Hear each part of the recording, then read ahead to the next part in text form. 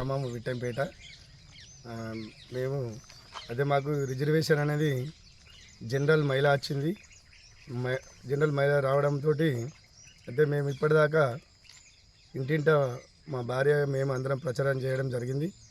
ఇప్పుడు మేము గతంలో 2 సార్లు విట్టంపేట 8వ వార్డులో మేము గెలిచినాము.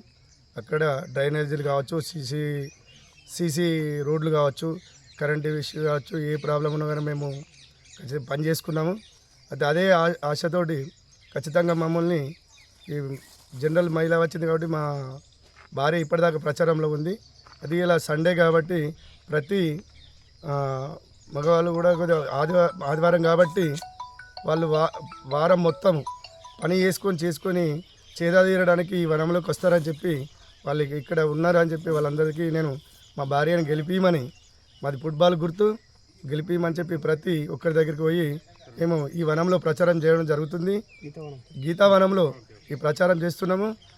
ఖచ్చితంగా మేము ఈసారి మేము ఫుట్బాల్ గుర్తుకి వీళ్ళందరూ ఓటేసి మమ్మల్ని గెలిపిస్తామని హామీ ఇవ్వడం జరిగింది. మేము తప్పకుండా గెలుస్తున్నాం. వాళ్ళందరూ ఆశీస్సులు మేము కోరుకున్నాం. ఇప్పటిదాకా చరిత్ర సృష్టించినోడు ఇప్పుడు ఆ చరిత్రని తిరగరాయబోతున్నాడు. అబద్ధాల గోడల్ని బద్దల కొట్టి నిజాలను రాగా మీ ముందుంచబోతున్నాడు. నిజమైన వార్తల కోసం వెంటనే డౌన్లోడ్ చేసుకోండి రా యాప్ని.